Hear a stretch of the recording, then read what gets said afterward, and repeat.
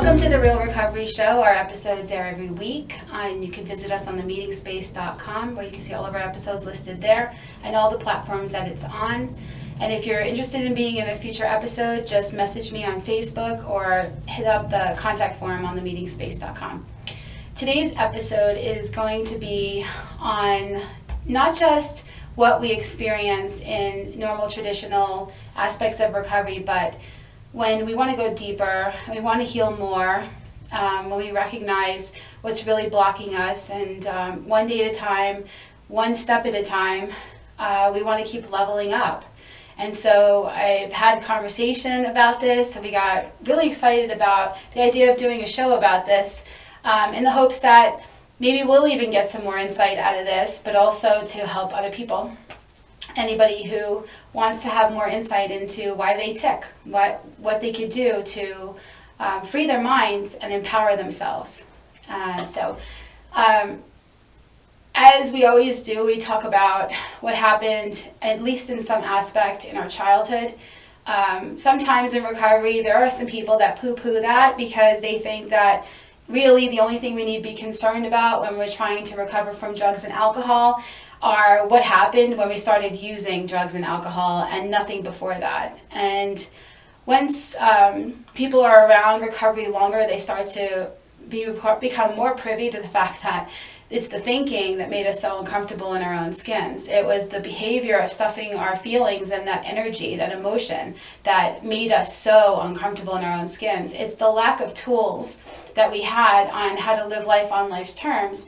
And it's the need to check out, to be anybody but ourselves, to try to be somebody else, to have shame about who we think we are, and to think that we need a substance or some behavior to be able to have the life that we think we want to have, right? To protect ourselves, to get things, etc. And so there's a whole thinking that has to happen way before an alcohol or drugs enter our system. There's a reason why we would even be mentally attracted to something in the first place. And whenever I've told my story or I've heard other people tell their story, there's always some thinking that gets mentioned about what they felt like before they did the drug or they drank, and why it made them think differently, feel differently about their environment and who they are, and their whole idea of themselves, whether or not they're worth anything. And so we go to our childhoods, we look at where our thinking was like, maybe if we grew up in alcoholism or dysfunction, or mental illness or militarism or anything, we'll pick up on certain types of thinking. Our society is riddled with be more, get more, do more thinking, and you know, we all, whether we're alcoholics, addicts, or anything, can easily run on the idea that we're not enough, we don't have enough, you know, or we did too much, or we didn't do enough. And so this show today, I'm excited about, because we're going to get a great conversation going about our own personal experiences of looking at our thinking and shifting our perceptions and working with other people and leveling up, so that not only can we be women or people in recovery who are free from addiction, but we can actually now move even further and have experiences in our life that are very empowered, you know, having the tools and the insight and the understanding, the self-knowledge, but the self-experience of the self with the capital S, not the little one, so that recovery gets really, like, you know, pumped, you know. So anyway, so today we're here with Tiffany and Brittnie. So thank you so much for joining us on the Real Recovery Show. And Tiffany, you have 2.5 years sober, or I rounded it up, it's a little bit less than 2.5. And Brittnie, you have 10 plus years sober. Awesome. And you know about me already. And so we're just going to start off. We could take turns. We could share about kind of thinking that we had. You know, we'll go back and forth and stuff, just what the kind of thinking was that we had as children growing up, you know, trying to figure out who we are and what life is supposed to be like for us, and why we felt like alcohol or drugs ended up becoming such a temporary solution for us. So would you like to start with us, Brittnie?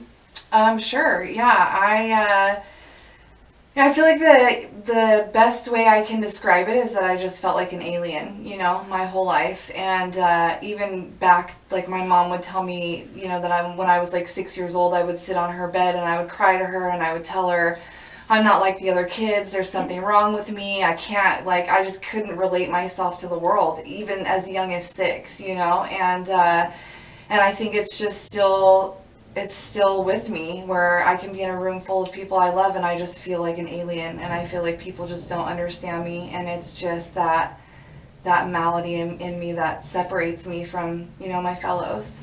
Okay, and what was it like for you? Same.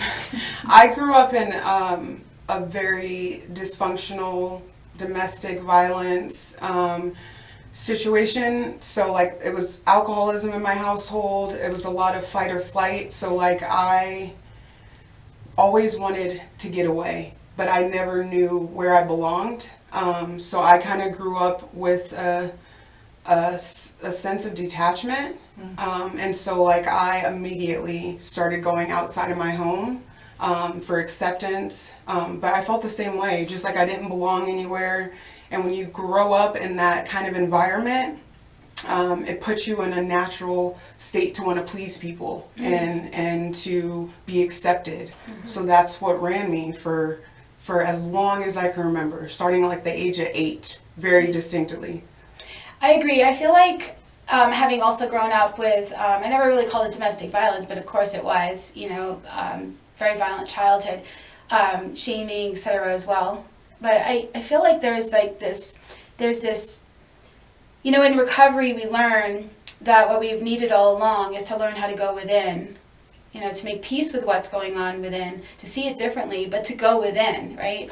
And addiction is just this inherent need to constantly go outside, whether it's to get something, to do something, to have something, to please somebody, to who do I need to take care of so that I know that I'm safe, I'm needed, what do I need to do? But it's always anywhere but here. It's always something else, even fantasizing as kids, checking out, dreaming of the future, that one day, one day it's going to be different, and I just have to make it through this, whatever it is. And so I feel like for me, that feeling I also had of feeling different, separate from, and I didn't fit in, was first this idea that within me, I disconnected. I was disconnected from who I was. I didn't feel it was of any worth. I had guilt, I had shame for even being alive. And so there was nothing anybody could do outside of me that was going to make me feel connected, right? Then later on in life, I felt connected in recovery because I started feeling like I was focusing on that space within where I feel like we're all connected. So if everybody's going within, we're even more connected with each other. So if we have a whole bunch of children that are being checked out because they really can't, they're so uncomfortable with the narrative of what they believe is happening to them and around them in their childhood, we didn't feel safe, we didn't feel secure. So I understand that thinking, right? That thinking that starts there. We don't realize it. We think we're just making the best of things and we're surviving. But that thinking that I have to fix somebody, I have to get something, I have to be this better, I have to prettier, I have to have more money, I have to be smarter, I have to, So what happened then, when you were going through your childhoods then, when you had that kind of thinking, what happened? When you started interacting in school and stuff like that, how did this become a bigger, because I'll say it this way. I firmly believe that these kind of foundational, something's wrong with me, something's wrong with this, or whatever, creates the sticky that then we interpret everything based on that already malcontent, right? And so we take on all these things and we don't have any tools to deal with them. And so they become stuffed. They become part of the background that's active, that's still running the show and telling us what to see. But as we get older, every interaction we have with other kids, with teachers, with whatever, gets added to that. And we think it's us. We think it's us. It just keeps building this narrative. You know, and for me, it was proof that I shouldn't be here. You know, I was always half one foot in this world, one foot out, you know, before even checking out, you know. So for you, as you were getting older, you know, you're going through that and you're going through that, what started to be your thought process? Like, how did you interact with other kids in school? We'll go, again, the same order.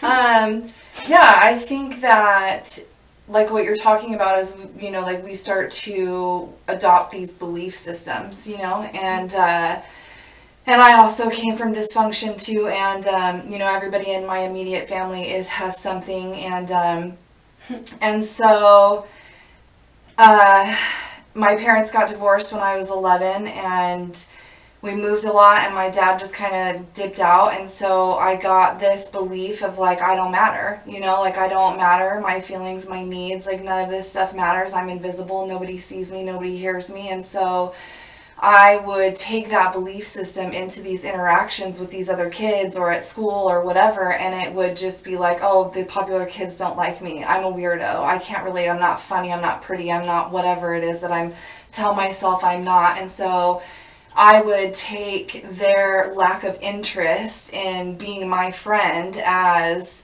see, I'm not good enough, I'm invisible, I'm never gonna mean anything, you know. And it's crazy to do the work, you know, that we do in recovery and come to find out that I'm 38 years old and I'm living my life based on these belief systems of a 9-year-old. Yep. Of a 9-year-old. Yep.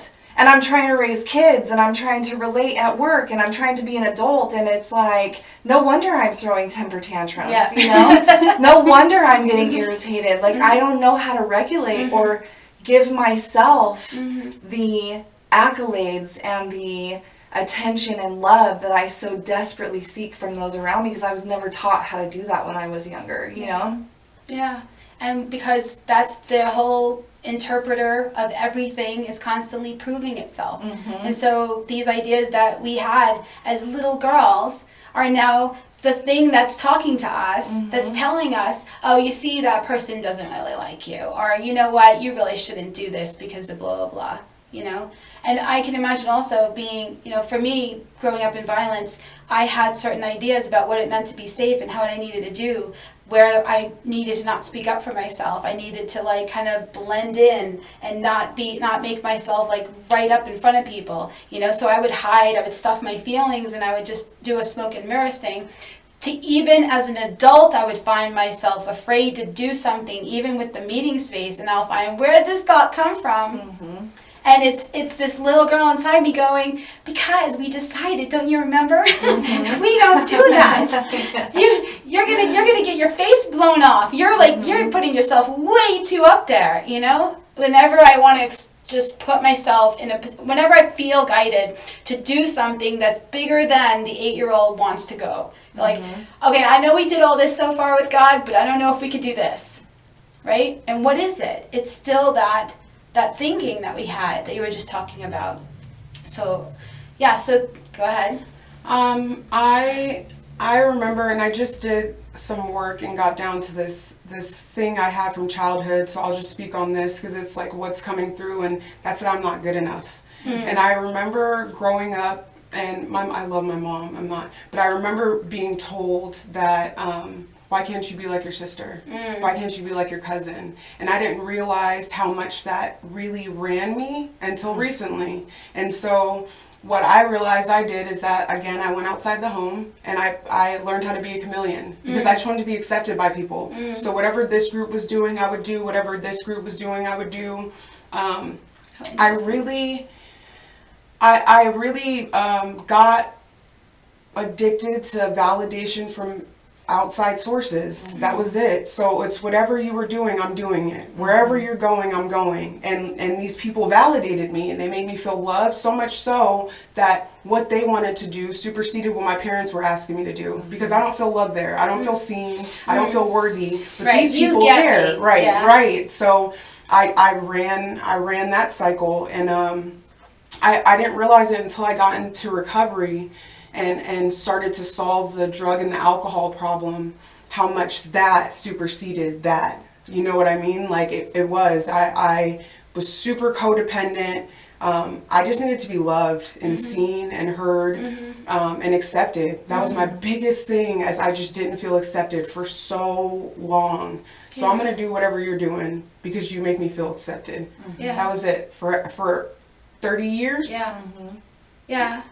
It's interesting, too, that your mom was comparing you to your sibling and your cousin, saying, why can't you be more like that person? And so your tool, though, became trying to be like everyone else. It's interesting. It's interesting. Like, I find the mind so fascinating. It is. Like, once you stop running from yourself and you're so afraid of what you're going to find, and you realize, don't be afraid of what you're going to find, because this information is invaluable. And once you look at it and you see, it is like the Wizard of Oz, where this big booming voice and everybody's so beware of the Oz, the great Oz, and then you go and you find out what teeny little thought that just got decided by a 9-year-old is driving the whole bus. And then you go, wow, can we question this now? Like, I don't really want, I'm getting older here, and life is much bigger, and I understand a lot more than I did when I was 9 years old. And so now with new tools and insight, I'm able to go, I want to revisit this stuff. I want to look at this stuff. So I was a chameleon too. I always thought it was because I was a Gemini, and that might have contributed to it. But maybe I was a Gemini because God knew I was going to need to be able to do all that. But I also felt like, I didn't fit, and I needed to figure out how to fit. But then a part of me was also resentful that I would have to do anything to try to fit. So I became this split, which is possibly also because I'm a Gemini, where I am half trying to be whatever I need to be to fit in, and the other half of me wanting to throw everything away and go check out. Because this is just way too much. I don't want to be fake. I don't want to try to fit in with those kids. I don't want to have to play the game. This is not real, All the while having terrifying fears of abandonment, never letting anybody see who I really am, not even wanting to admit to myself who I think I really am, because I have all that toxic thinking about myself, right? So when did you start using drugs? And what was that experience for you? I picked up my first drink when I was 15. I feel like when I think back to it, I wasn't really like a big fan of drinking. I didn't like the feeling of not being in control, and I tried to smoke weed, and I didn't like, because I'm already like weird and awkward anyways, and then I do that and now I'm real weird and awkward, And it wasn't until I found cocaine that I was like, this is what I've been searching for, and I like to describe it as, we talk in recovery about a spiritual malady, and the malady is a dis-ease, right? Like my spirit has always been at dis-ease, and I just wanted something to put my spirit at ease, and I started with trying to get the attention and the validation and the rebellion and all the things that I tried, and none of it really worked until I found this powder, And then it was like in that moment I could breathe, I could breathe again, and I felt like my skin fit. Like it took me being completely removed from my body to feel like I fit in my body, if that even makes sense, Absolutely. And then I was off and running, and I chased that feeling for 15 years until I came into recovery, and it started out as like the weekend warrior, and I would do whatever on the weekends with my friends, and really I wanted to fit in with this certain group of kids, and they were like the punk rock kids and the misfits and the outlaws and the rebellious, and like I wanted to do, like you had said, like what they were doing, and I don't know if I was expecting it to give me what it gave me for so long, because it served a purpose in my life. Like it kept me alive and it kept me safe is what it did, and I'm grateful for it, and it progressed to other things, and it got worse like it always does, and I did all the things that, that we do, and now here we are. The end. Not the end. The beginning. Okay, and now for you? The first drug I ever did, I don't even know if it counts, but I abused cough and cold medicine, Coricidin, when I was in 6th grade. I was 12 years old. And I never really had like I have arrived moment. I just realized when I put anything in me, I didn't have to feel those feelings. I didn't have to feel the abandonment. I didn't have to feel uncomfortable. So like that's what I chased. And then again, it progressed. I have tried everything you could try, every way you could try it. And I'm not saying that because I'm proud. I'm just saying it because it's my truth. Whatever I could do to change the way I felt, that's what I did. And it progressed and it got crazy. I usually did not stop until I was arrested. I have been to jail more than I could count. I've been to prison 2 times. And it just wasn't ever enough. I had to go out and have more pain, more suffering. And the group of people always changed. It didn't matter. I needed people that were doing as bad as I was. That was it. I ran with that acceptance for a long, long time, and I developed contentment for consequences. I had no fear of risk.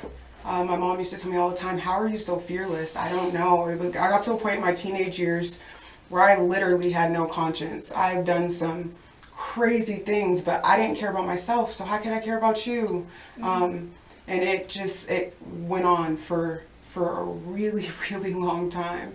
And every time I have these conversations, I'm just so grateful I'm not in that place anymore, because it was rough. Yeah. I've never been to prison. I've been to jail. What did you end up going to prison for? Ooh, okay. The first time I went to prison for a stolen car. Okay. The second time I went to prison, I put myself in a position with this guy that I knew was a predator, and he tried to rape me, so I shot him. Okay. He's alive. He is. Okay, yeah. That was my next question. I wasn't trying to kill him. I was just trying to keep him away. God, that story is uncomfortable. I was just trying to keep him away. Yes, he's fine. He's fine. Fine. Yeah. He's good. Yeah. I totally get that. I totally get that. You know, they say that water rises to its own level, and you guys were talking about seeking situations that you were going to feel normal in, right? And when we felt so disorganized, so not okay inside, then we want to attract ourselves people and situations that are going to make us feel like this is the water where we know how to swim in, you know, which is crazy. It's crazy how the mind works, because we've done so much. I will speak for you guys too. We've done so much to try to outgrow our childhoods, to not be like them. For me, not be like my parents. And yet, you know, the mind is going to call for the same experiences, and no matter how much I try to control it, if you don't face your stuff, you're doomed to keep repeating it. Because, like we said before, what's driving the bus? What's seeking that approval from people that if we were healthy, we wouldn't have sought the approval from? You know, our false ideas of security. I've had many hostages / relationships that were like really toxic because I couldn't speak up for myself, or I was needing validation. And man, if you need validation and you're aware that you need validation, please understand that the need for validation means you could be manipulated. You can, because all you need is somebody to go, "Lisa, you're so good at blah, blah, blah, blah. Could you do this for me?" Or, you know, I don't think that's, I thought you were better than that, you know, and you really should think about that, you know, doing that, you know, and this need to be liked, to be approved of, you know, like all these decisions we think we're making consciously, but we're not making them consciously. That 9-year-old is making those decisions because it just wants to be loved. Just love me, you know, just love me, don't leave me, right? I had this experience. I was terrified of abandonment so much growing up, and then when I became a stripper and all that, so terrified of abandonment that I would feel this feeling whenever I felt like somebody I was attached to would leave, or the risk of them leaving. I would actually feel this pain, like it hurt my chest, like this, I guess in your heart chakra, like it really, really, really, really hurt. And I was in recovery. I was well in recovery, and I had prayed about this, and I said, "What is that? This like psychic umbilical cord that I attached to somebody, like what is that?" And what I got in my meditation blew me away. It was, you're the reason you're afraid of abandonment is because you have already abandoned yourself. And that by being so focused on everybody else, you are so far away from yourself. You're not yourself, you're not listening to your intuition, you're not being authentic, you're not following what's right for you and wanting your highest good. You're all the way outside of yourself. And when you get rejected, that pullback, that whole distance of coming back to yourself is so painful. It's so painful. You're coming back empty. And it was so clear that it changed everything. Whenever I get fear of abandonment, I realize, whoa, where am I? I'm doing it again. That little 8-year-old is going, that's for me. I want that. That's going to be my good. And then something happens to threaten it, and now I'm not okay, you know? So I stay here. Where am I? Stay here. Stay right here, you know? And don't do that. So when you guys, now you've, you know, we heard the spoiler alert, she did go to prison. But like, what happened as a consequences for you when you were doing the drugs? What made you start to get to a point where you wanted to stop? Honestly, I never had consequences. Like, I never lost my kids. I never went to jail.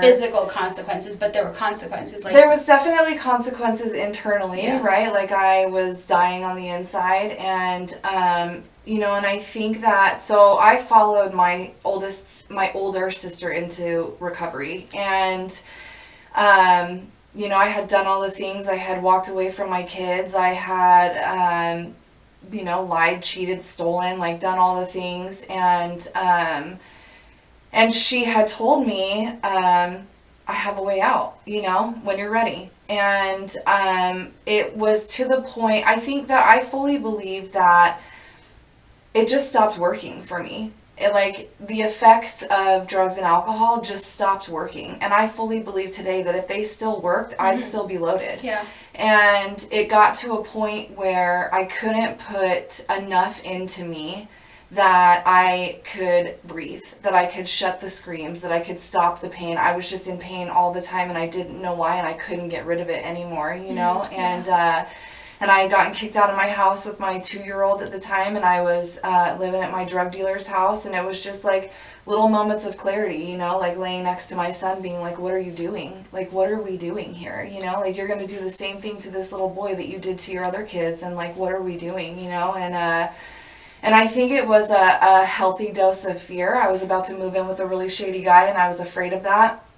And then I had my sister over here shining a big bright light on a new life, and she was at peace. And it's, you know, and it's one thing, I think, when we come into recovery and we hear people's stories and we can relate, but like growing up with somebody and watching their entire life unfold and knowing them, that's powerful on that level, and then to be able to see her bright-eyed, like, clear-headed. you could do it. Yeah, Wow. and I wanted the peace that she had. I wanted it.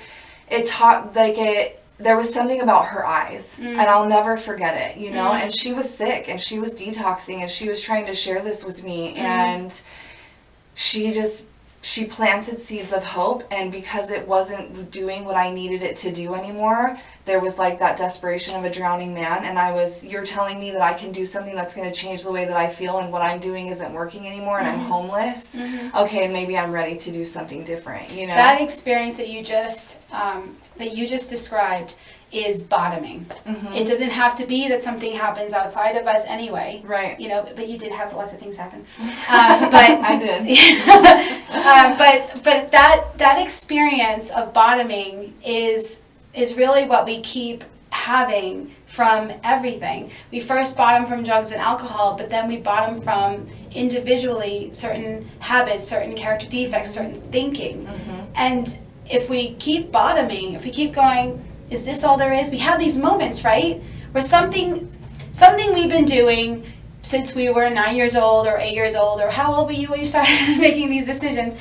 Whatever it is, all of a sudden it stops working. We see the connection between something we're experiencing that we don't want and something that's going on with us. Like, what is driving this? Why am I experiencing this? I don't want to experience this anymore. I want to level up. What in me is making this possible, acceptable for me to experience things, whether it's a relationship issue, whether it's the way we react to something, whether it's the fear of a certain type of occupation, or asking for money, or a raise, or anything, or our health, or our weight, or yada, yada, yada, yada.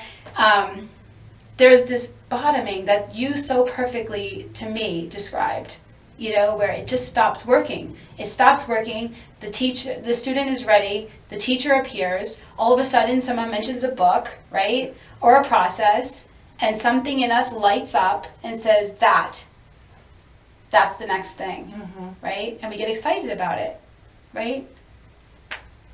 So, how old were you when you said 30? I was 28 when I got sober, yeah. Okay. And I, like what you were saying, I fully believe that my spirit knew I was ready for a new chapter long before my head did. Like, I did things coming into recovery that I still to this day don't know why I did them, other than my spirit was leading me, Well, it's a spiritual journey, ultimately, anyway. Yeah. We're just not totally aware of the spirit part of our journey while we are anywhere but here.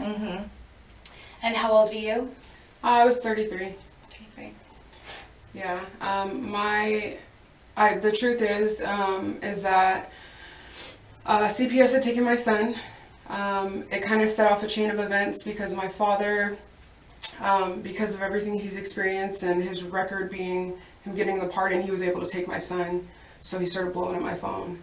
And like in the present moment, what was happening was I was in an abusive relationship with this person I didn't like, and I was back on a substance that I was avoiding.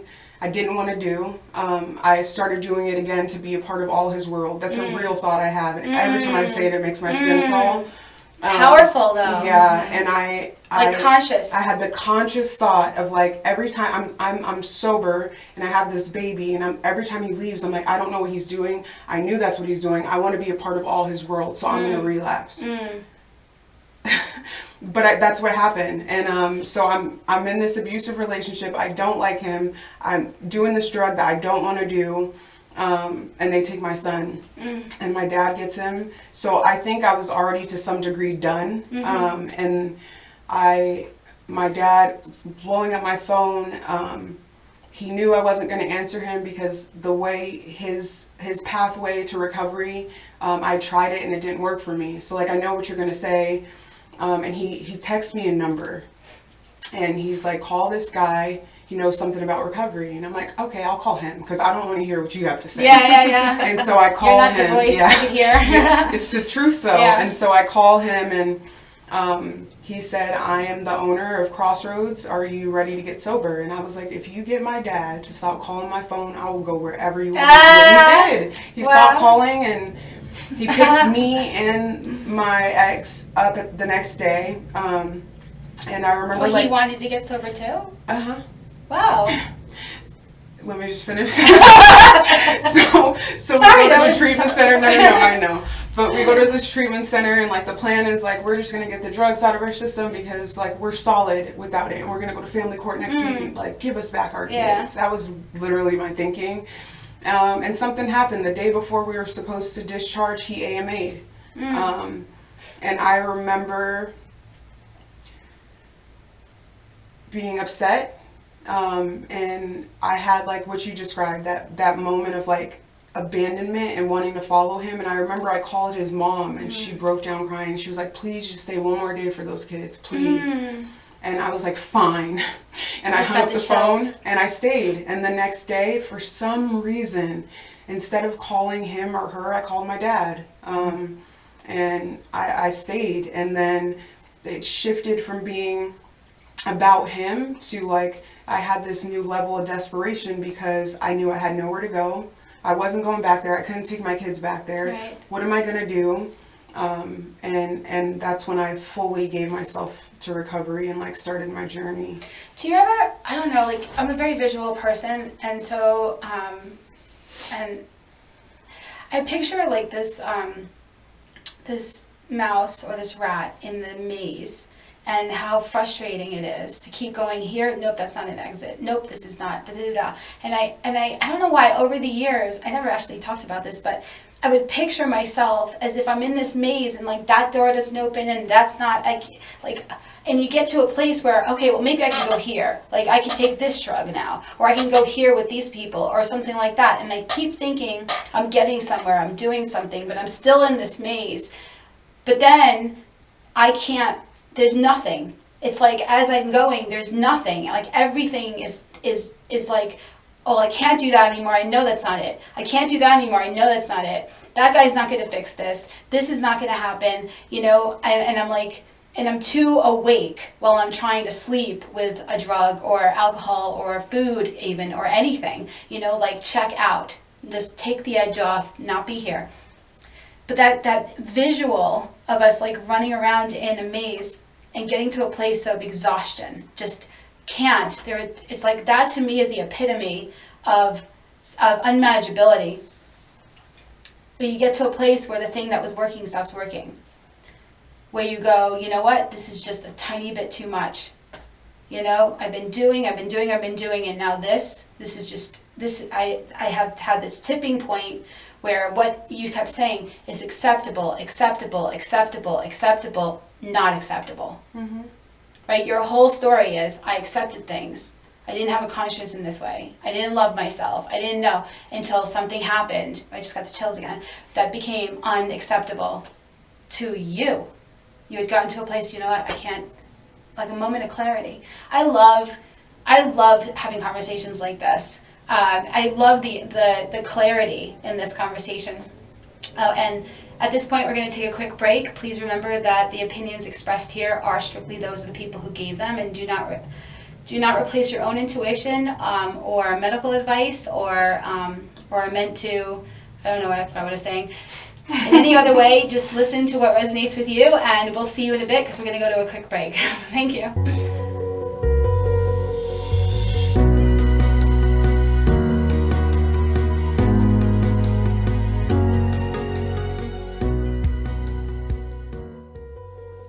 The Meeting Space is a facility with over 100 weekly recovery meetings for addiction from alcohol, drugs, sex, food, gambling, codependency, and PTSD.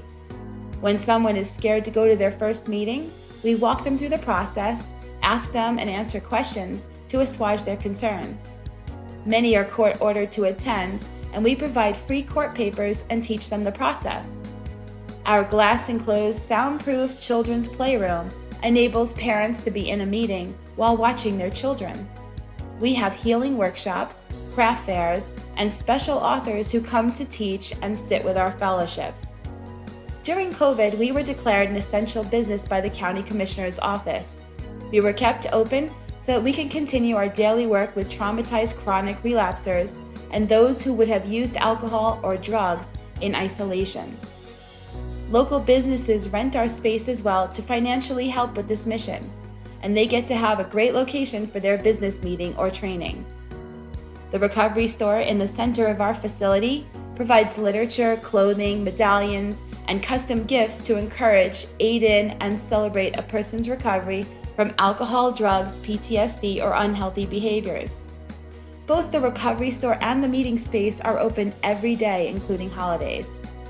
Saving lives, educating the community, reducing social stigma, providing a safe place for people to heal. Our nonprofit is supported entirely by donations by people like you who want everyone to have a place to go to heal.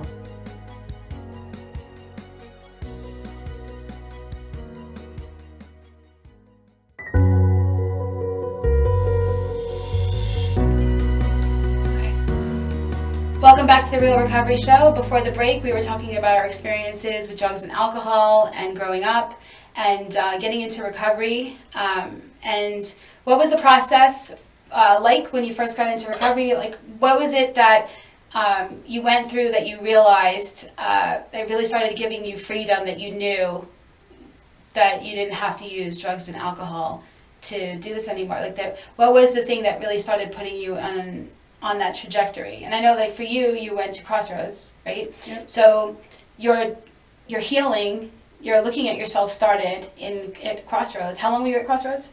90 days. 90 days. And what did you do there at Crossroads that helped to shift your perceptions? So there they had you do PHP, IOP, and OP groups, so that helped. They had meetings that I went to. It did a couple things. So it introduced me, for one, Crossroads I attribute largely today so much for helping me create new habits. And I didn't realize it when I was in the treatment center, the things that used to annoy me, like making my bed. I'm like, why do I have to make this twin bed? Right. Or just like all these things that would be like, for what? I didn't realize it until after I got on and continued in recovery, that they were creating habits, like healthy habits, that today it bothers me now if I get out of my king size bed and don't make it, right? So like, but I didn't realize that because I had run on myself and my habits and criminality for so long that I didn't know how to do normal stuff. And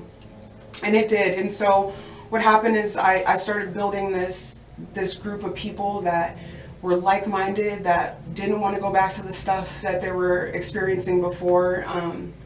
And I took off in this process of like seeing people who seemed like they, like Brittnie described, like with the peace in their eyes, and seeing like they had their life together. I remember at one point sitting at a bus stop, and I was in so much pain. I was sitting at a bus stop, and I remember watching cars go by and wishing I was anybody in those cars, just completely broken. Anybody but me. And I just started to want more, and I started to face myself. I started to make amends. When I made amends to my family, it had to be more about my actions because I had apologized to them so many times. And things started to come together, and I got a job and I kept it, and I realized that like if you don't curse people out and you show up to work, like they promote you. Like what a wild concept. And then like I got my kids back, and things just started coming together, and I started putting together this life that was worth fighting for and not going backwards. And it's been amazing. It's definitely gotten weirder the longer I stay sober in recovery. And I'll let you answer before I go down the weirdness. You said something so powerful. When we are incrementally going lower in our life, in our addiction, in our disease, right? We go lower, we have less that we're afraid of losing. And that idea that, I shouldn't do this because I don't want to get in trouble, because I don't want to lose XYZ, is out the window, because what am I going to lose? Right. I've lost my dignity. What am I going to lose?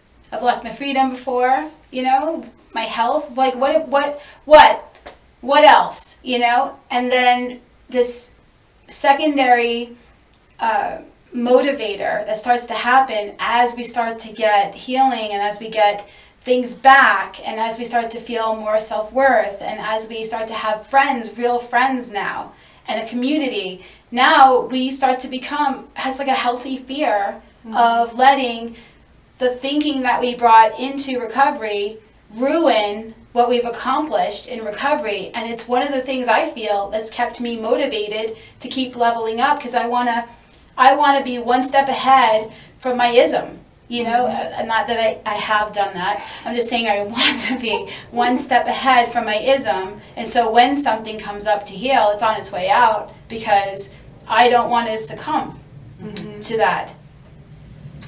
I went into West Care. I went into their detox facility for 10 days. And stuff just kind of started to fall into place, and I had spoken with a woman. My sister had connected me with a woman, and I remember walking into West Care, and they're like, and this was like the old West Care, like down off of like 4th and like Hood.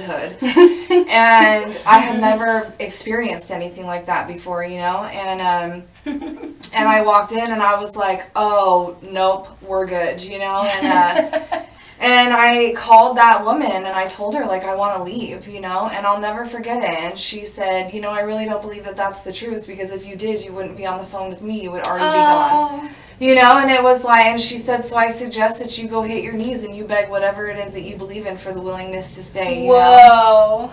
And I did. And something happened and my ears opened, and, you know, they would bring people in and they would share their stories. And it was just, I felt that connection that I had been longing for my whole life. I heard people talking about the way that I felt. I heard people talking about the things that I had done and having a way out of it, and they were free of it, you know, and I wanted that. And I think I wanted that so badly that I was willing to hear things I wasn't able to hear before, and I was willing to see things I wasn't able to see before. And then, you know, and then I fell into a group of really powerful women, and they remembered my name.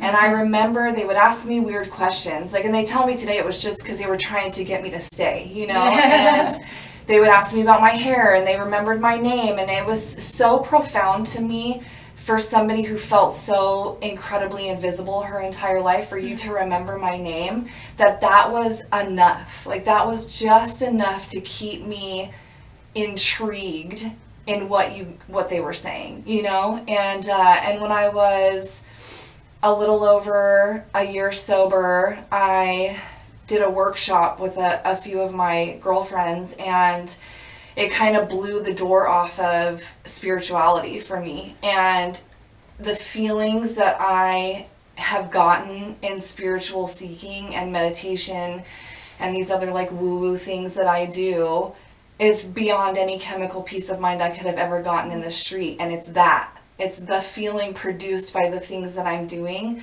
that kept me in recovery, that kept me doing what I needed to do, you know. And in all transparency, hymns are a thing for me, and I was in a really good place when I was a couple years sober, and I met a hymn, and I stopped doing recovery for like 6 years. I thought you meant hymns like you went to church. Oh no, like H-Y. a real nice tall drink of water.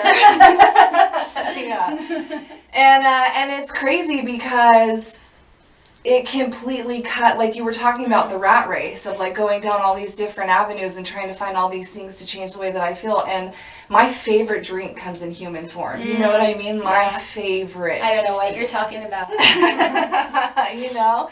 And I'm innocent. Right. And I gave up all of the things that I was doing and closed my mind to the spiritual things because I thought that was going to be the thing that was going to fix me, you know? And it was a few years ago that everything kind of fell apart, and it was like, you know, I made a decision in that moment that I was going to turn my life and my everything over to recovery in a way that I never had before, and it's been a completely different experience, you know. But I really believe that it's the spiritual aspect, and it's the seeking and the uncovering and the truth that I find in recovery that really like sets my soul on fire. Like, I get really passionate about it because it's just like, you had said something earlier about when your abandonment wound was like brushed up against. And for me, I've discovered through this work that I attach identities to these things. And I had an identity in that relationship. And when that relationship ended, it was like a death of self. It was a death of a part of me. And it was a death, you know. And it's like we walk through these things and we start to grow and outgrow and like do whatever we do. And it's a death of a version of myself that cannot come with me into this next level, you know? Absolutely. And if I don't know who I am, I will attach my identity to all these outside things. And for me, it's been the work of recovery that has shown me the truth of who I am, you know, like connecting to that spirit of the universe. Like, it shows me a mirror to the truth of who I am, and I'm not my disease. Right. I am not my disease, you know what I mean? And so I feel like I just went off on some weird tangent. No, that was perfect. That's all in alignment with everything that we're talking about today. No, it is because our thinking is what's going to keep getting us into all the situations. And I mean, who doesn't get into recovery and think either the new partner or the new job is going to fix everything? Like, thank you for giving me some relief and for taking the fire and putting it out enough. Just needed this break, like the one you thought you were going for, you know? And that kind of thinking many people still have in recovery. You know, like, I just need to do this to treat my drinking or doing drugs, you know? But the whole turn your will and your life over to a power greater than yourself, or the care of a power greater than yourself, you know, it's like not my whole will in my life. Right. just when it has to do with alcohol and drugs.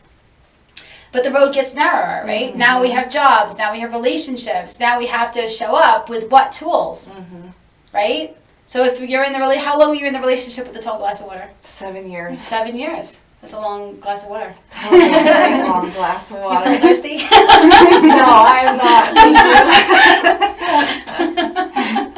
That's hilarious. For me, when I got, I feel like this disconnect, this overemphasis of our false self, the story of who we think we need to be okay, then this, you know, this other part, which, you know, you can call it your ego, your shadow, your false self, whatever, but this other part is I hope you don't see what I really can be like. Like, I hope you don't see, you know, I hope you don't see who I really think I am, which for me emphasized the need to be all smoke and mirrors, to be that chameleon, like you said, you know, to be like, okay, who do I need to be? You know, oops, you're too close.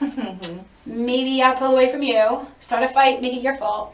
And then, you know, just keep doing that, you know, but then there's the spirit in us, like you were saying so beautifully, it keeps wanting to rise up and it goes, nope,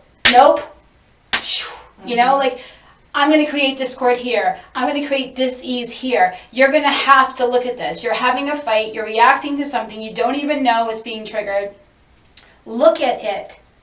Because you can't go past this point unless you learn this lesson, unless you heal this stuff, right?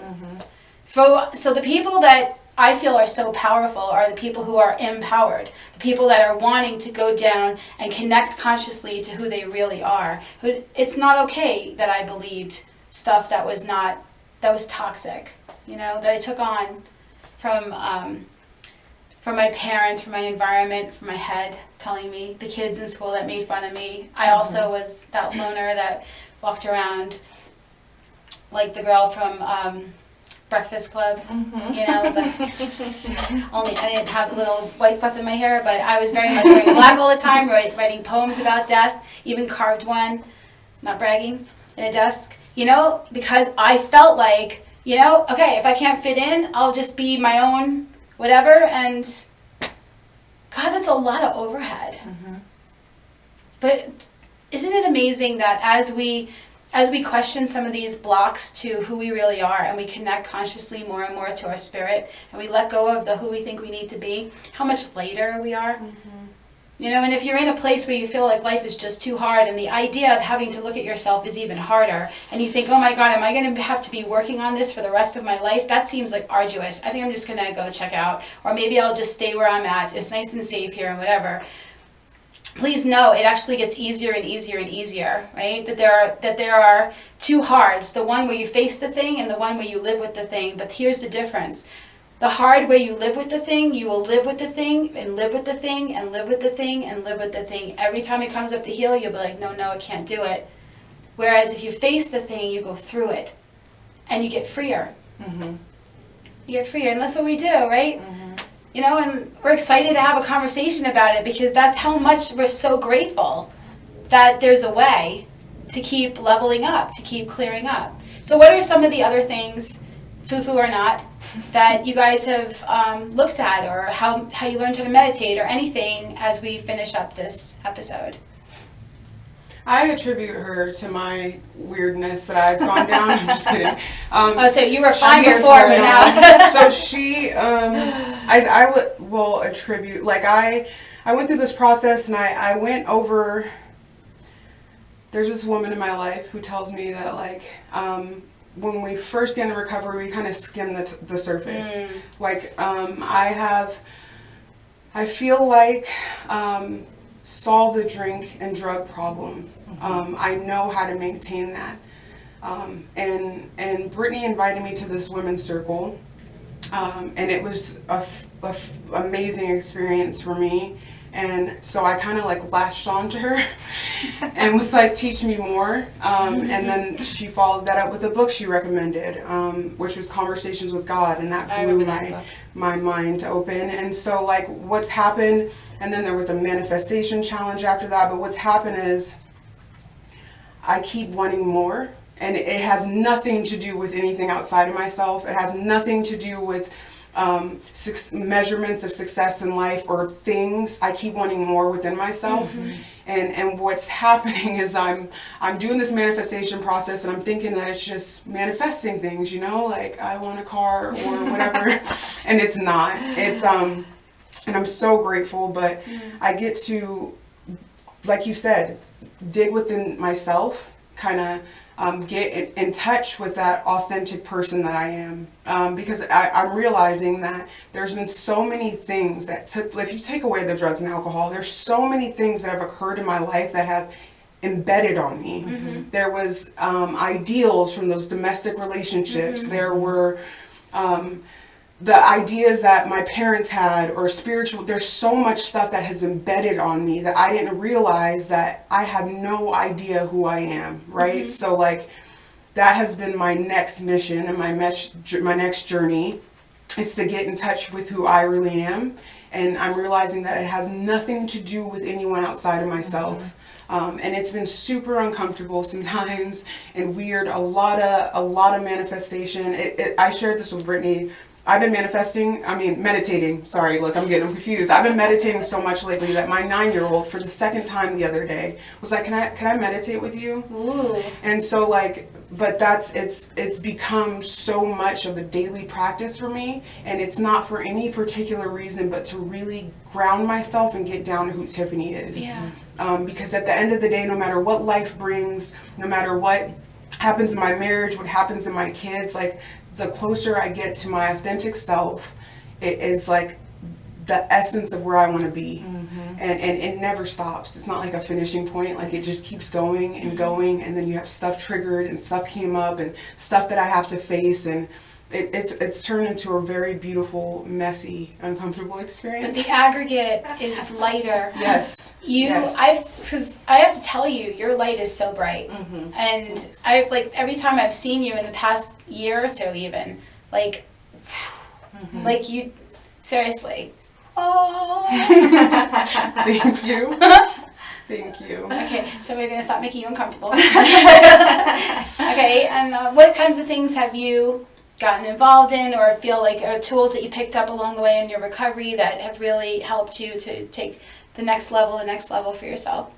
I would definitely say meditation. Meditation, it took me a long time to get a consistent practice with meditation and prayer.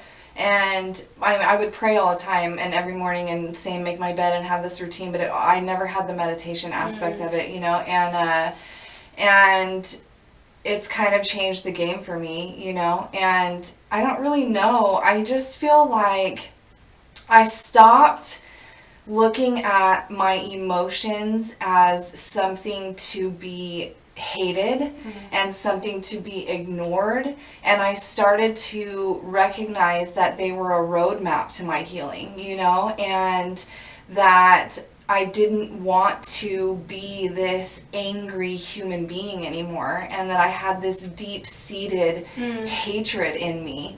And it really was, you know, through like meditation and like the women's circles, and I do like, it's kind of like Reiki, but not really Reiki, but it's like, it's hard to describe, but it's energy work, basically, is what it is. I'm really big on energy work. Me too.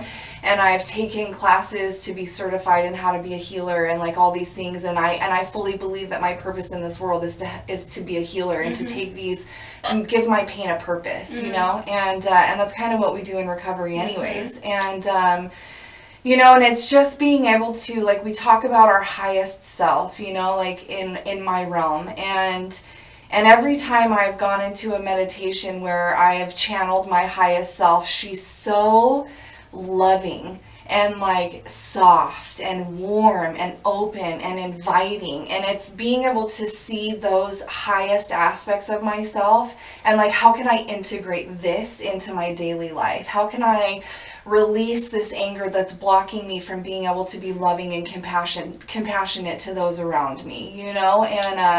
And in this manifestation challenge, it talks about these limiting beliefs and that we don't manifest from our thoughts, we manifest from our subconscious. And if I'm not aware of these, I can try be manifesting things all day long, but if I have a belief that's blocking it, it's never going to come into fruition. And then I'm going to get annoyed, like, okay, well, it doesn't work, you know? And you have to do the work behind it. And we did, and using emotions as a tool instead of that, you know, and in part of the manifestation challenge is to go into your feeling and a feeling that you want to work through, and just being able to be in those things of like seeing that anger turning into sorrow and feeling discarded, like we had kind of talked about, and going back to that inner child stuff, you know, and I have to, and like that has been a huge, not in place of, but in addition to recovery, you know, and it has exacerbated all of the tools and the things that I've learned in recovery to be able to engage deeper within myself so that I can engage deeper within you, you know, and I would just say, like, long story short, right, like I went into a big long story behind that, but like meditation and spiritual seeking, like seeking that spiritual growth and going in to find that truth, you know, like that God within me. Like when I first came into recovery, they said, you know, if you want to continue to stay sober, you've got to find God. And if you want to find God, you got to go in.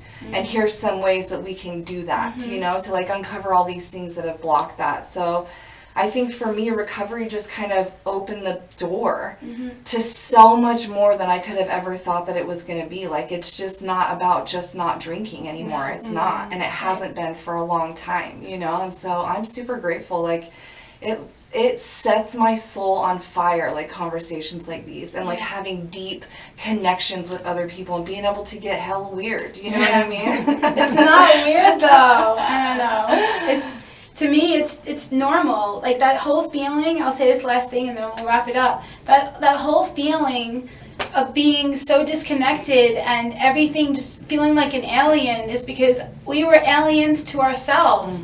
We didn't know who we were. We didn't fit within. So if we don't fit within, how are we going to fit out here? Right. And it's paradoxical. You could spend your entire life trying to fit in out there, but until you go within, you don't belong anywhere. Right? So thank you so much for joining us on the Real Recovery Show. This has been, we'll maybe have another show where we can have another topic, because this is great. I love going deep. I choke at higher. I need to understand, you know, like I need to understand. So anyway, definitely pass this along, the link to this show, and let people know. And thank you again, and we'll see you next week.